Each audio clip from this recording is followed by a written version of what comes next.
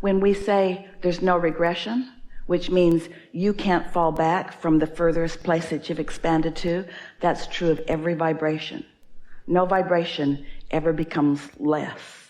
Every vibration continues to become more, which only serves to create this more perfect environment of potential from which to choose. That's why you want to be a deliberate creator, able to focus your thoughts in the direction that you want, so that you can choose from this plethora of possibilities that which your inner being is in agreement with, which is the positive energy of all of it. And only that, when you focus upon what you don't want, your inner being does not. Because every subject is two subjects. There's two ends of the stick. So when you focus upon what you don't want, there's another end of the stick that lights up, which is where your inner being gives attention. So when you give birth to a desire that resonates with your inner being, that's where your inner being is, and your inner being never looks back. So your inner being never spends any time justifying your desire. Let's just switch it up just a little bit, and instead of thinking about what we're thinking about, let's start thinking about what we're feeling. So if you let the distraction be, I want to feel good. I want to feel good. I want to feel good. It's an easier switch, because your inner being is thinking about what you want to think about. And it doesn't take very much of you thinking about how good it would feel to think about what you want to think about to hook in to what your inner being's thinking about, and then you're off and running. There's two sides to every equation. There's unwanted and wanted. And every time a subject comes up, it really is like a long stick with both ends on it. And when you step into a situation, you're somewhere along the spectrum of that stick, from all the way not wanted to all the way wanted and something in between. So when you hold knowledge that this is just a vibration, like a musical scale almost, and that you could pick any note that you want to, and that your inner being has already picked the note, and you just think about what that note sounds like or what that note feels like, then instead of sorting it out any further, if you understand that you've already sorted it out and you've already launched the rocket and your inner being has already got hold of it, and now your work is simple, just feel your way to it. Then, before you know it, you're in alignment with your inner being, and the progression of that positive thought then starts flowing into your mind. That's why we call it the receiving mode. For a while we were saying to you, so you've created this vortex, and now you got to get in it. You got to get in there. And you didn't really like the idea of that. We wrote 2 books about it, trying to convince you that if you would just get in there, that you'd feel so much better. But it felt odd to you. How do I get into something I can't even see? We said, feel your way in. Oh, thanks a lot, Abraham. That's really helpful. But we wanted you to understand the concept of it. And so then we came to helping you to realize that there's a vibrational frequency there that is full of ideas and full of a path to everything you want, full of impulses and ideas and paths and rendezvous and the exhilaration of life, that anything you want can manifest right before your eyes with you right in on every step of it, which is just the way you like it. But that you've got to be in the receiving mode, which means you've got to be in the vibrational vicinity of what's in your vortex, which means since your vortex is a very high frequency because there's no resistance within it, you've got to allow your own vibration to rise. And when you do, then what's in your vortex flows into your mind, ideas and impulses. And once you get into that mode where an idea flows and you follow it and you see the payoff, so you understand that what you did was you quieted your mind enough that you allowed your vibration to rise, because when you were not perpetuating a lower vibration, then a higher vibration just took over, because that's what's natural. Just like when you let go of the cork, it will float. When you let go of your vibration, it will rise. And then when you start receiving ideas, then you understand, that's the receiving mode. That's what it feels like to be in the receiving mode of my vortex. That's what it feels like to be in such concert with my inner being that in snatches of time, I know what my inner being knows. That's really what Esther demonstrates when she allows us to flow through her. She's demonstrating the receiving mode of being in such perfect sync with the vibration of Abraham, that what we know in the moment of our knowing is her knowing. And it's so complete that she can find words that are as perfect as her vocabulary will allow them, and sequence of words that will convey to you what we mean. We want to remind you of some things you knew when you made the decision to come. We want to remind you that the law of attraction abounds, and we want to remind you of the power of your own thought. And we want to help you to understand a very important concept, which is the path of least resistance. And by that we mean there is a current of energy that comes from source, that is on your side, that adores you and flows to you and through you, that is the basis of all of the good that life can bring to you. It comes from source energy. It's an awareness of source energy upon you and your value, your true perfection. It's source energy who adores you and who flows to you and through you. And when you get in alignment with that flow, that is the ultimate path of least resistance. It's the flow of love. It's the flow of clarity. It's the flow of well-being. It's the flow of good feeling. It's the flow of joy. It is the path of least resistance.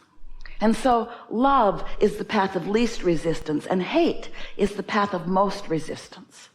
Ease is the path of least resistance, and struggle is the path of most resistance. And so clarity is the path of least resistance, and confusion is more resistance. You see what we are getting at? So as you came into this physical body, you knew that part of you was being focused into this body, and you knew that this part of you that came into this human form would be subjecting yourself to a variety that did contain resistance. And you came willingly and expectantly and eagerly, because you also knew that the larger part of you, some call it your soul, your inner being, some call it source or God. We call it your inner being, this non-physical energy of perfection and of expansion, continually becoming more. You knew that that part of you would remain non-physically focused and would be steadily flowing to you, and that if you were in a receptive mode, you would be able to feel that clarity and that energy and that love. And you knew that in doing that, you would enjoy your expansion. So you said, I'll go forth with other humans, and I will explore the variety. And out of my personal and important exploration, I will come to my own conclusions about what I prefer. In other words, the universe will expand because of my attention and focus. And when a preference emanates from me or radiates from me vibrationally, as all thought does, that thought will be understood by my inner being and will be focused upon by my inner being, will absolutely and actually be held in a vibrational environment. In other words, my inner being will receive my desire, will understand it, and will become it, and will hold the vibrational essence of it. And because my inner being is part of me, and because my inner being has now received my expansive desire, now there is a relationship that I have, a vibrational relationship that I have with my inner being that I can interpret or understand or feel through my own emotions. So when I'm really going with the flow of what life has shown me that I prefer newly, and my inner being understands it and embraces it and holds the frequency of it, when I go with the flow of those ideas, I feel that life force that is only present when I'm fully allowing who I really am to be who I really am. But if I give birth to a desire, but instead of going with the flow of it, I hold myself in resistance of it because I'm looking at the environment that caused me to desire it rather than the desire itself. In other words, I want more money, but I don't have enough. And if I continue to focus upon the lack of money, while my inner being is focusing upon the abundance of money, then I'm holding myself in vibrational opposition to my new decision, and I'm not going with the flow. And my not going with the flow is a path of more resistance, while my going with the flow is a path of more resistance, of more allowance. Resistance doesn't feel good, allowance feels good. And so that's really what we want to talk about, that and the law of attraction and your relationship with source energy and the fact that you can be or do or have anything. We want to show you how to understand your emotional guidance system and how to focus in a way that allows you to be less resistant more of the time and more allowing more of the time, and therefore more joyful more of the time, more in control of your own life more of the time, more loving toward others, more supportive of others, more uplifting for others, more of the energy that creates worlds rather than the energy that holds the creation back just a little bit. And the thing is, you can't hold the creation back. You can just make yourself miserable trying. Because once a desire is born, it's off and running. Because that's what you said you were here about. So briefly, we just want to remind you that there is a creative process that once you get in sync with it, you will find such success at flow and ease and becoming in the way that you really mean to. Don't you just love that? That's why you're here. The thoughts that you find along your trail can evolve right before your eyes into the things that you prefer. But so often humans don't let the thoughts that are in their vortex evolve because you're too busy looking at the things you've already got, which are opposite of the things you want. So you want to distract yourself from the things you've got so that you can allow the things you want.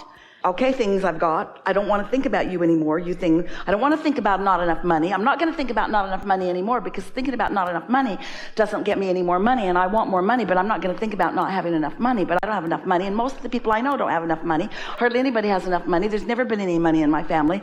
I'm doing it again. I don't have enough money. The bills come and it reminds me I don't have enough money, and I want to go somewhere and I can't go, and it reminds me I don't have enough money. So life keeps reminding me that I don't have enough money. So how am I supposed to think about having enough money when I don't have enough money? Well, you got to think about something else.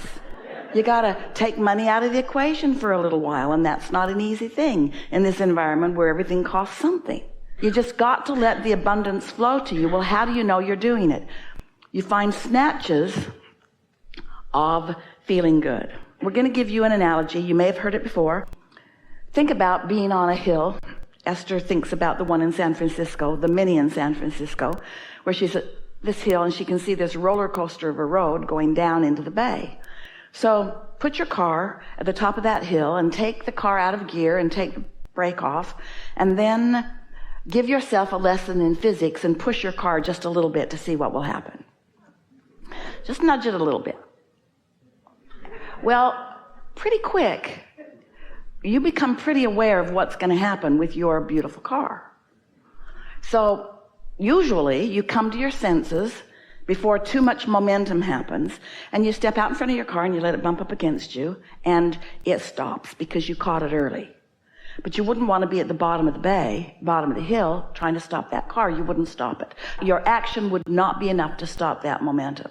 Same idea with thought. You want to catch them early. Your thoughts are turning to things all around you all the time.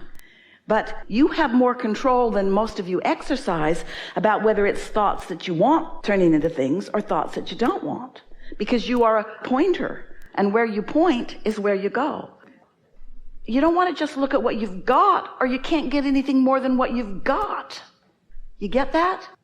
You got to look beyond what you've got. And that's the thing that most of you have to overcome first. That's why more people focus negatively than positively, because the positive stuff is still in the state of becoming and they can't see it, so it doesn't feel real. That's the best conversation we've ever had about the evolution of thoughts turning to things.